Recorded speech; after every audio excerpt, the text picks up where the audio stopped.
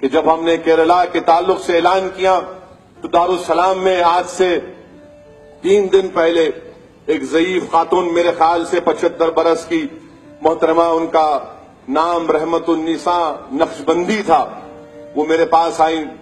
میں نے پوچھا کہ اماں دارالسلام میں ہم پوچھتے بتائیے کیا کام ہے آپ کا؟ تو بولی کہ نہیں، بیچارے وہ ضعیف تھے. کہا کہ میں نے سنا کہ آپ کیرلا کے لوگوں کے لیے 16 لاکھ کی رقم دی، میں بھی کچھ دینا چاہتی ہوں. تو میں بولا آپ یہ چیف منسٹر کا ان کا اکاؤنٹ ہے، آپ بینک میں ٹرانسفر کر دیجئے. بولے نہیں آپ کو دینا چاہ رہے ہوں.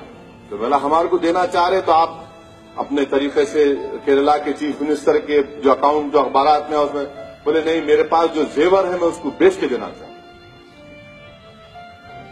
میں نے کہا اماں ایسا مت کریے، آپ کی عمر دیکھیے، آپ کو زیور کبھی خدا نخواستہ ضرورت نہ پڑ جائے. بولے نہیں زیور میں دینا چاہتا. میں نے بہت سمجھایا، میں بلالا میرے بازو تھے. میں نے آپ کون ہیں آپ؟ تو بولے میں، ان کے ہاتھ میں ایک تسبیح تھی. انہوں نے کہا کہ میں عبداللہ شاہ صاحب رحمۃ اللہ علیہ کی مرید ہوں، محدث دکن.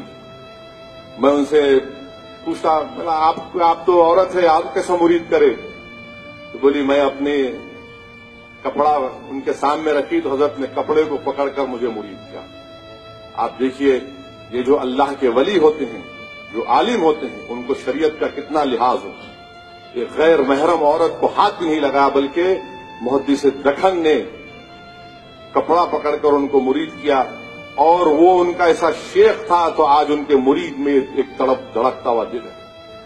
تو ضروری ہے میرے بھائی کہ اچھے لوگوں کی صحبت میں رہو، اچھے لوگوں کی صحبت میں رہو تو انسان بنو گے. اچھے لوگوں کی صحبت میں رہو گے تو اللہ آپ کو ہم کو دھڑکتا ہوا دل دے گا. اچھے اور نیک لوگوں کی صحبت میں رہو گے تو آپ میں ایک جذبہ پیدا ہوگا قوم اور ملت کے لیے کرنے کا، مر مٹنے کا.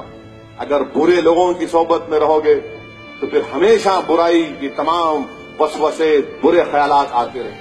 میں کافی ہماری اس ضعیف ماں کو سمجھایا تو انہوں نے کہا کہ ٹھیک ہے میں زیور نہیں بیچتی، مگر میرا 1 مہینے کا پینشن میرے کو جو ملتا، میں ریٹائرڈ اسکول ٹیچر ہوں. اور انہوں نے مرحوم قائد سالار ملت کی اس قربانیوں کو یاد دلایا کہ کیسے سالار ملت نے اس زمانے محنت کی تھی. کوئی اسکول کا نام لیے کہ ہمارا اسکول ہے وہاں پر، وہ میں ریٹائر ہو چکی ہوں. تو میرے بھائی الحمدللہ آپ اور ہم خوش قسمت ہیں کہ جن کو مجلس کے ذمہ داران نہیں جانتے، اللہ نے ان کے دلوں میں، ان کی سوچ میں مجلس کی محبت کو پیدا کیا. اور یہی بات ہمارے مخالفین نہیں سمجھتے. وہ یہ سمجھتے کہ اسد کو گالی دے دو، اس کے خلاف کچھ الزام لگا دو تو مجلس ہار جائیں گی. نہیں میرے بھائی، یہ جو چھپے ہوئے لوگ جو لاکھوں کروڑوں کی تعداد میں ہیں، آپ ان کے دل سے مجلس کی محبت کبھی نہیں نکال پائیں گے انشاءاللہ تعالی. اللہ ان کے دلوں میں ایک محبت کو پیدا کیا، ایک جذبے کو پیدا کیا جس کو ہم نہیں جانتے، جو چلچلاتی دھوپ میں بھی نکل کر مجلس کے حق میں ووٹ بھی ڈالتے ہیں، دعائیں بھی کرتے ہیں راتوں میں اٹھ کر. تو یہ جذبہ ہے، اس کو ہم کو سلامت رکھنا ہے.